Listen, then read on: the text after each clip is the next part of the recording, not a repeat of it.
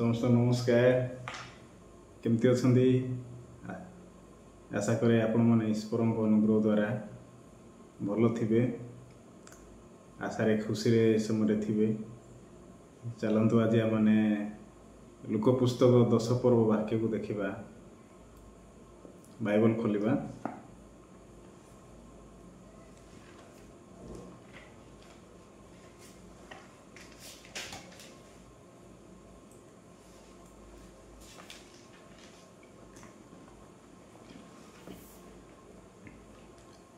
लोक पुस्तक 10 पर्व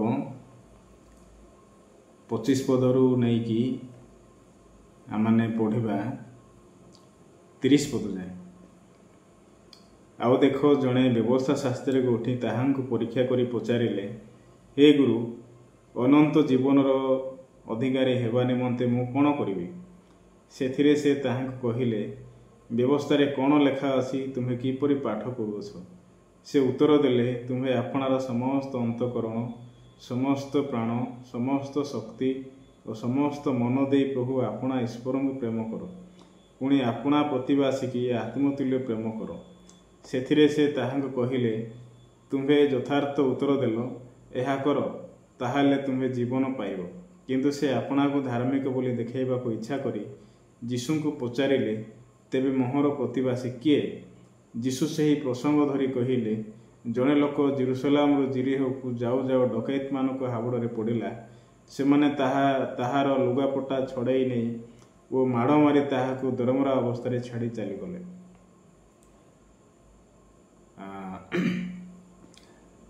आज माने लोक पुस्तक 10 पर्व 25 पदरू 30 पद जाए वाक्य पढ़िलु।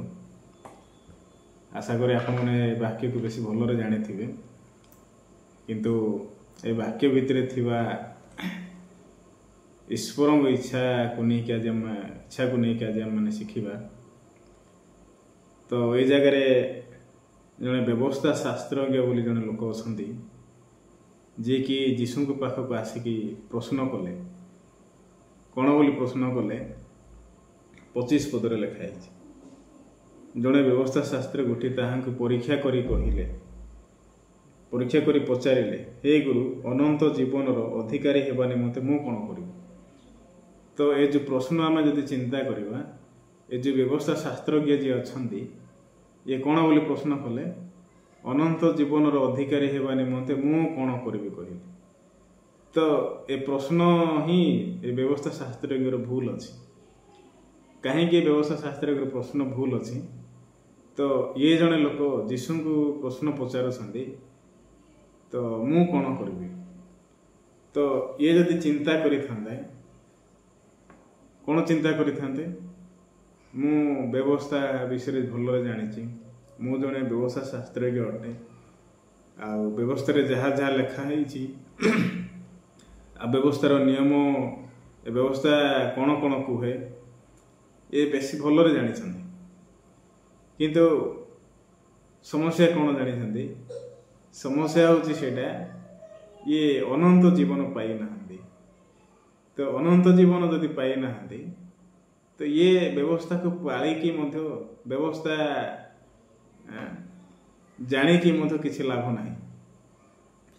सेते यीशु जेतले तांको पचारिले, व्यवस्था रे कोन लेखा अछि, तुमे किपरि पाठ करूछ? सेते यीशु भलरे जानी छंती ये मते भूल धरिया पे पचारुछंती, मते भूल करिया पे चाहुछंती। सेते यीशु मध्य बहुत सूक्ष्म भाव में प्रभुतरे उत्तर देइछंती। व्यवस्था कौन लिखा है तुम केमती पाठ करूछ बोली। तो से समय ये यीशु को उत्तर देले, कौन बोली उत्तर देले?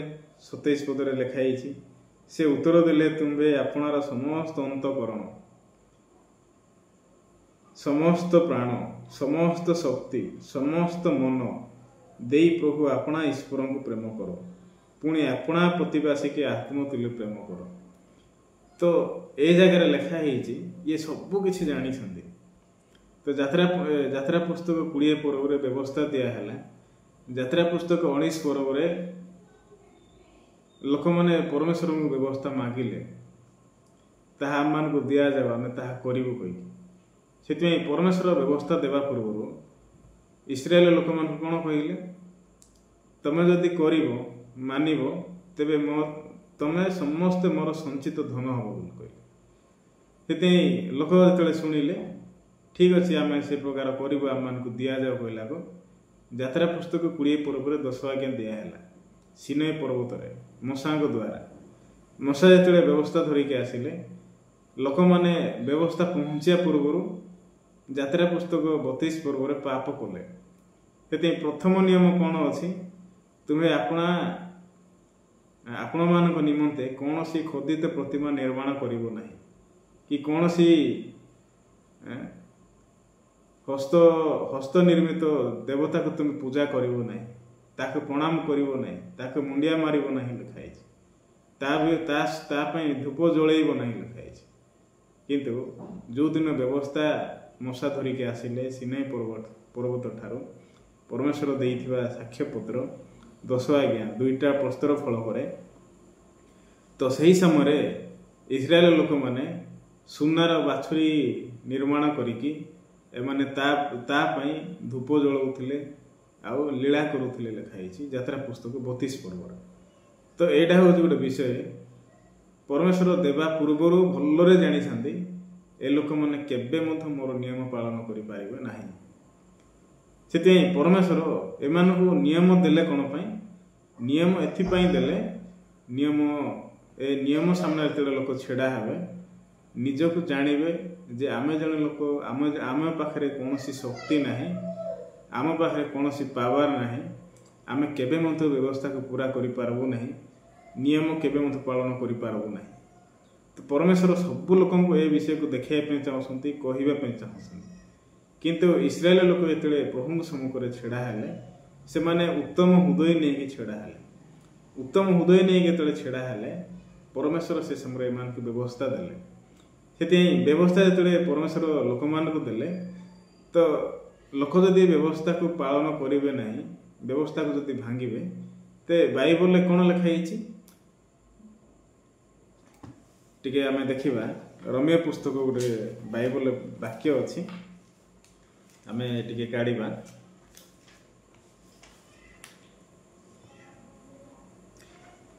ରୋମିଓ ପୁସ୍ତକ 7 ପର୍ବର 12 ପଦ, ଅତଏବ ବ୍ୟବସ୍ଥା ପବିତ୍ର, ପୁଣି ଆଜ୍ଞା ପବିତ୍ର, ନ୍ୟାୟ ସଙ୍ଗତ, ଉତ୍ତମ। ତ ଏଇ ଜାଗାରେ ବ୍ୟବସ୍ଥା କ'ଣ ଲେଖା ହେଇଛି, ପବିତ୍ର ଲେଖା ହେଇଛି, ଆଜ୍ଞା ପବିତ୍ର ଲେଖା ହେଇଛି, ନ୍ୟାୟ ସଙ୍ଗତ, ଉତ୍ତମ ଲେଖା ହେଇଛି। କିନ୍ତୁ ମନୁଷ୍ୟ କ'ଣ ପବିତ୍ର କି? ମନୁଷ୍ୟର ହୃଦୟ କ'ଣ ପବିତ୍ର କି? ନାଇଁ, ମନୁଷ୍ୟର ହୃଦୟ କେବେ ମଧ୍ୟ ପବିତ୍ର ନାହିଁ। ମନୁଷ୍ୟର ହୃଦୟ ହେଉଛି ପାପରେ ପରିପୂର୍ଣ୍ଣ ହେଇକି ଅଛି। ଲୋକ ଈଶ୍ୱରଙ୍କର ବ୍ୟବସ୍ଥାକୁ ଭାଙ୍ଗିଲେ, ଲଙ୍ଘନ କଲେ, ଲୋକଙ୍କ ଭିତରେ ପାପ ଅଛି।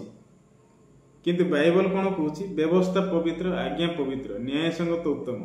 ସେଥିପାଇଁ ବ୍ୟବସ୍ଥା ଯେତେବେଳେ ଆସିବ ଲୋକଙ୍କୁ କ'ଣ ବିଚାର କରିବ, ନ୍ୟାୟ ବିଚାର କରିବ। ନ୍ୟାୟ ବିଚାର ମାନେ କ'ଣ, ପାପକୁ ପ୍ରକାଶ କରିବ। ଦୋଷୀକୁ କ'ଣ, ଦୋଷୀ ଜଣେ ଅପରାଧୀ ପାଇଁ କ'ଣ ଲାଗୁ ହେବ ଜାଣିଛନ୍ତି, ନିୟମ ଲାଗୁ ହେବ। ତ ନିୟମ ଲାଗୁ ହେଲେ ନିୟମ ଦ୍ୱାରା ଦଫା ପ୍ରକୃତିରେ ଆସିବ। ସେଥିପାଇଁ ସେ ନିୟମ ଆଉ ଯେଉଁ ଦଫା ପ୍ରକୃତିରେ ଲାଗିବ ସେ ଅନୁସାରେ ସେ ଦଣ୍ଡିତ ହେବ। ତ ଲୋକମାନଙ୍କ ଭିତରେ ଯଦି ପାପର ସମସ୍ୟା ଅଛି, ଏ ନିୟମ ଯଦି ପ୍ରଭୁ ଲାଗୁ କରିବେ ଜଣେ ବି ଲୋକ ବଞ୍ଚିପାରିବ ନାହିଁ। ସେଥିପାଇଁ ପରମେଶ୍ୱର କହିବା ପାଇଁ ଚାହୁଁଛନ୍ତି ତମେ କେବେ ମଧ୍ୟ ବ୍ୟବସ୍ଥାକୁ ପାଳନ କରିପାରିବ ନାହିଁ। ସେଥିପାଇଁ ଯାତ୍ରା ପୁସ୍ତକ 32 ପର୍ବରେ ପରମେଶ୍ୱର ସବୁ ଇସ୍ରାଏଲ ଲୋକମାନଙ୍କୁ ଦେଖେଇଲେ, ଆଉ ଏମାନେ ଜଣେ ଲୋକ ପ୍ରଭୁଙ୍କର ନିୟମକୁ ଭାଙ୍ଗିବା ପାଳନ କରିବା ପରିବର୍ତ୍ତେ ଏ ସବୁ ଲୋକମାନେ ପରମେଶ୍ୱରଙ୍କ ନିୟମକୁ ଭାଙ୍ଗିଲେ, ନିଜ ପାଇଁ ଦେବତାକୁ ନିର୍ମାଣ କଲେ, ଆଉ ତା ସମ୍ମୁଖରେ ଧୂପ ଜଳେଇଲେ, ଆଉ ଲୀଳା କଲେ ଲେଖା ହେଇଛି। ଲୀଳା ମାନେ କ'ଣ ଜାଣିଛନ୍ତି, ଲୀଳା ହେଉଛି ପାପ କରିବା।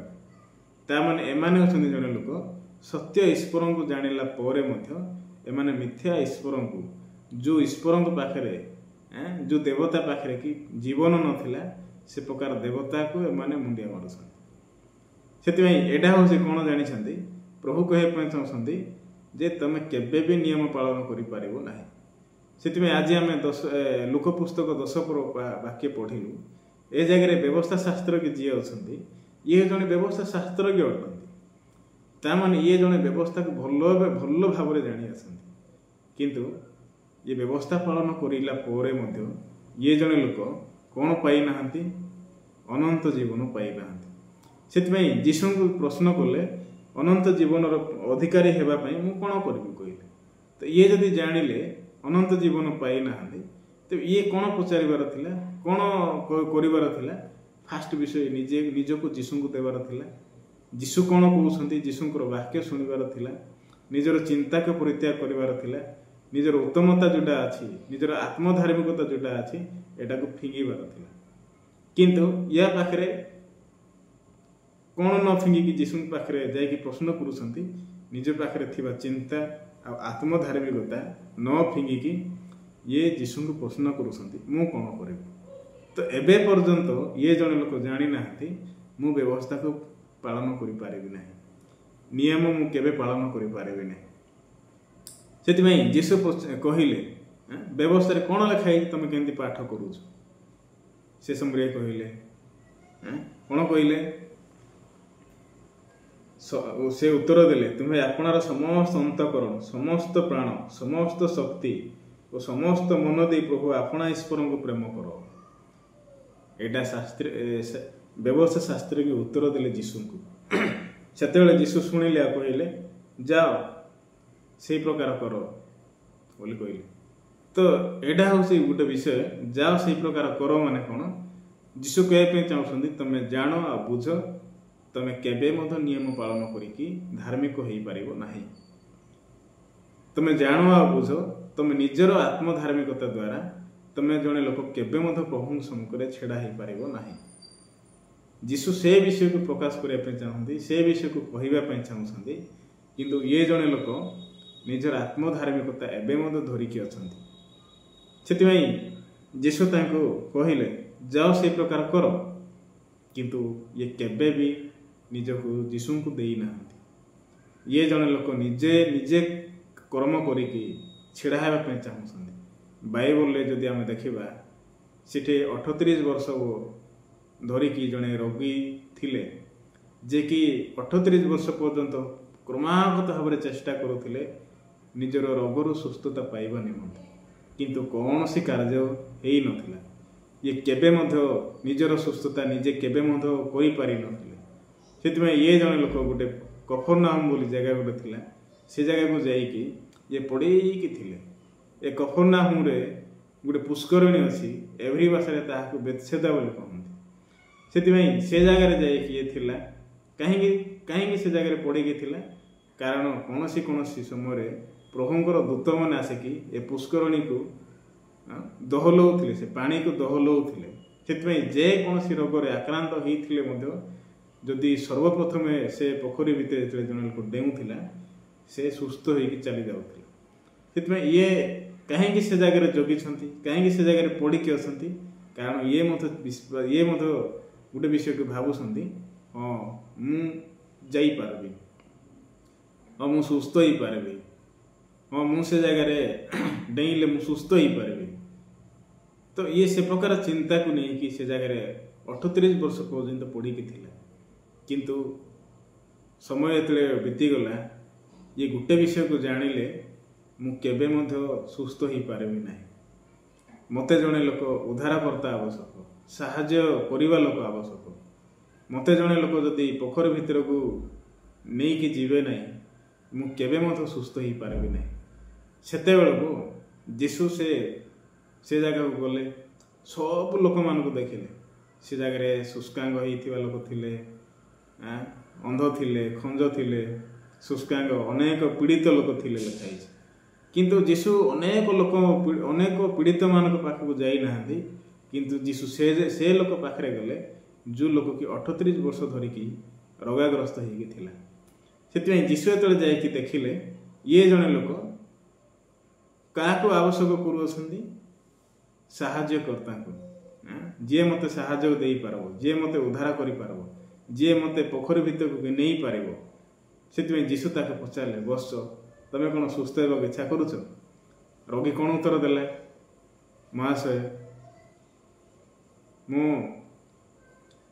ଯେତେବେଳେ ଦୂତମାନେ ପାଣି ହଲଉଛନ୍ତି ମୁଁ ଡେଇଁବା ପୂର୍ବରୁ ମୋଠୁ ଆଗରେ ଆଉ ଜଣେ ଲୋକ ଡେଇଁ ପଡ଼ୁଛନ୍ତି। ମୋତେ ଏ ପୋଖରୀ ଭିତରକୁ ଘେନି ଯିବା ପାଇଁ ମୋତେ ଆଉ ଜଣେ ଲୋକ ଦରକାର ଅଛି। ତ ସେ ସମୟରେ ଯୀଶୁ ଭଲରେ ଜାଣିଲେ ଇଏ ହେଉଛି ଜଣେ ଲୋକ, ମୁଁ ଏବେ ଯାହା ମୋତେ ବାକ୍ୟ କହିବି ଏ ସିଧାସଳଖ ଗ୍ରହଣ କରିପାରିବ। ତ ସେହି ସମୟରେ ଯୀଶୁ କ'ଣ କଲେ? ଉଠ, ନିଜର ଖଟିଆ ଘେନି ଚାଲ ବୋଲି କହିଲେ। ଚିନ୍ତା କରନ୍ତୁ, 38 ବର୍ଷ ଧରିକି ଜଣେ ଲୋକ ପଡ଼ିକି ଅଛି, ସେ ସୁସ୍ଥ ହେଇନି, କିନ୍ତୁ ସେ ଲୋକ କେମିତି ନିଜର ଖଟିଆ ଘେନିକି ଚାଲିପାରିବ? ସେଥିପାଇଁ ଯୀଶୁ କହିବା ବାକ୍ୟକୁ ଏ 38 ବର୍ଷ ରୋଗୀ ଭଲରେ ଚିନ୍ତା କଲେ। ଚିନ୍ତା କଲେ କ'ଣ ପାଇଲେ? ମୋତେ କିଏ ବାକ୍ୟ ଦେଉଛି, ମୋତେ କିଏ ଚାଲ ବୋଲି କହୁଛି। ସେ କ'ଣ ଜାଣିଲେ? ହଁ, ଇଏ ହେଉଛନ୍ତି ଉଦ୍ଧାରକର୍ତ୍ତା। ମୁଁ ଯଦି ଏ ଲୋକ କହିବା କଥା ଯଦି ମୁଁ ଶୁଣିବି, ମୁଁ ନିଶ୍ଚିନ୍ତ ଭାବରେ ଏ ଲୋକ ଯେଉଁ ବାକ୍ୟ ଦେଲେ ଏ ବାକ୍ୟ ଦ୍ୱାରା ମୁଁ ଚାଲିପାରିବି। ତ ସେତେବେଳକୁ ସେ ଯେ ଭଲରେ ଜାଣିଥିଲେ ସେ ଜଣେ ଯୀଶୁ ବୋଲି। ସେଥିପାଇଁ ସେ ଯୀଶୁଙ୍କ ବାକ୍ୟ ଅନୁସାରେ ନିଜର ଖଟିଆ ବହିକି ଚାଲିଲେ ଲେଖାଇଛି। ସେଥିପାଇଁ ଏ ବ୍ୟବସ୍ଥା ଶାସ୍ତ୍ରଜ୍ଞ କ'ଣ ଜାଣିବାର ଥିଲା ଜାଣିଛନ୍ତି? ଏ ଗୋଟେ ବିଷୟକୁ ଜାଣିବାର ଥିଲା, ମୁଁ ଏତେ ବର୍ଷ ଧରିକି ବ୍ୟବସ୍ଥାକୁ ପାଳନ କରିକି ଆସିଲି, କିନ୍ତୁ ମୁଁ ଯଦି ଅନନ୍ତ ଜୀବନର ଅଧିକାରୀ ହେଇନାହିଁ, ତାର ଅର୍ଥ ମୋର ଚେଷ୍ଟା, ମୋର ବଳ, ମୋର ଶକ୍ତି ଅନୁସାରେ ଦ୍ୱାରା ମୁଁ କେବେ ବି ଅନନ୍ତ ଜୀବନ ପାଇପାରିବି ନାହିଁ। ମୋର ଅନନ୍ତ ଜୀବନ, ମୁଁ ଅନନ୍ତ ଜୀବନ ପାଇବା ପାଇଁ ମୋ ପାଇଁ ଯୀଶୁ କାର୍ଯ୍ୟ କରିବା ଆବଶ୍ୟକ। ଇଏ ଏ ପ୍ରକାର ବିଷୟକୁ ଆବିଷ୍କାର କରିକି ଯୀଶୁଙ୍କୁ ନିଜକୁ ଦେବାର ଥିଲା। କିନ୍ତୁ ସମସ୍ୟା ହେଉଛି କ'ଣ? ଇଏ ବର୍ତ୍ତମାନ ପର୍ଯ୍ୟନ୍ତ ନିଜକୁ କେବେ ମଧ୍ୟ ଯୀଶୁଙ୍କୁ ଦେଉନାହାନ୍ତି। ସେଥିପାଇଁ ଇଏ କେବେ ମଧ୍ୟ ଅନନ୍ତ ଜୀବନ ପାଇନାହାନ୍ତି। ଏ ଜଗତରେ ଲୋକମାନେ ମଧ୍ୟ ସତରେ ସେ ପ୍ରକାର ଚେଷ୍ଟା କରୁଛନ୍ତି, ସେ ପ୍ରକାର ଚିନ୍ତାଧାରାକୁ ନେଇକି ପ୍ରକୃତିରେ ବଞ୍ଚୁଅଛନ୍ତି। ଜଣେ ରୋଗୀକୁ ଡକ୍ଟର ଦରକାର, କିନ୍ତୁ ଜଣେ ରୋଗୀ ଯଦି ନିଜର ରୋଗ ପାଇଁ ନିଜେ ମେଡ଼ିସିନ ତିଆରି କରିକି ନିଜର ମେଡ଼ିସିନ ଖାଉଛି, ସେ ଲୋକ କେବେ ମଧ୍ୟ ଡକ୍ଟରକୁ ବିଶ୍ୱାସ କରୁନି। କିନ୍ତୁ ସତ୍ୟରେ ଜଣେ ଲୋକ ଯଦି ପୀଡ଼ିତ, ତାର ଶରୀରରେ ଯଦି ରୋଗ ଅଛି, ତ ନିଶ୍ଚିନ୍ତ ଭାବରେ ସେ ଜଣେ ଲୋକ ଡକ୍ଟରକୁ ପ୍ରକୃତିରେ ଆବଶ୍ୟକ କରିବ। ତ ଠିକ୍ ସେହିପରି ଜଣେ ଲୋକଙ୍କର ହୃଦୟରେ ଯଦି ସତ୍ୟରେ ପାପର ସମସ୍ୟା ଅଛି, ଜଣେ ଲୋକ ଯଦି ସତ୍ୟରେ ପାପର ସମାଧାନ ଚାହୁଁଛି, ସେ ଲୋକ କାହାକୁ ଆବଶ୍ୟକ କରିବ ଜାଣିଛନ୍ତି? ଯୀଶୁଙ୍କୁ ଆବଶ୍ୟକ କରିବ। ତ ସେହି ସମୟରେ ଯୀଶୁ ତାଙ୍କ ପାଇଁ କାର୍ଯ୍ୟ କରିବେ। ଯୀଶୁ ତା ପାଇଁ କାର୍ଯ୍ୟ କରିକି ଯୀଶୁ ତାକୁ ଧାର୍ମିକ ଗଣନା କରିବେ। ସେଥିପାଇଁ ଆଶା କରେ ଆଜି ଏ ଅଳ୍ପ ବାକ୍ୟ ଦ୍ୱାରା ଆପଣମାନଙ୍କ ସହିତ ମୁଁ କଥାବାର୍ତ୍ତା ହେବା ପାଇଁ ଚାହୁଁଥିଲି। ଆଉ ଏ ବାକ୍ୟକୁ ଭଲରେ ଶୁଣନ୍ତୁ। ଆଉ ଅଧିକ ଯଦି ଜାଣିବା ପାଇଁ ଚାହୁଁଛନ୍ତି, ମେସେଜ ବକ୍ସରେ ମଧ୍ୟ ମେସେଜ ଦିଅନ୍ତୁ। ଆଉ କେଉଁ ବିଷୟରେ ଆପଣମାନେ ଜାଣିବା ପାଇଁ ଚାହୁଁଛନ୍ତି ସେ ବିଷୟ ମଧ୍ୟ ଆପଣମାନେ କୁହନ୍ତୁ। ନିଶ୍ଚିନ୍ତ ଭାବରେ ମୁଁ ଆପଣମାନଙ୍କ ସମ୍ମୁଖରେ ଉପସ୍ଥାପନ କରିବି। ଆଜି ଏ ମୂଲ୍ୟବାନ ସମୟକୁ ଦେଇଥିବା ପାଇଁ ବେଶୀ ଧନ୍ୟବାଦ, ଆଉ ଶୁଣିଥିବା ପାଇଁ ମଧ୍ୟ ବେଶୀ ଧନ୍ୟବାଦ ସମସ୍ତଙ୍କୁ। ଆଜି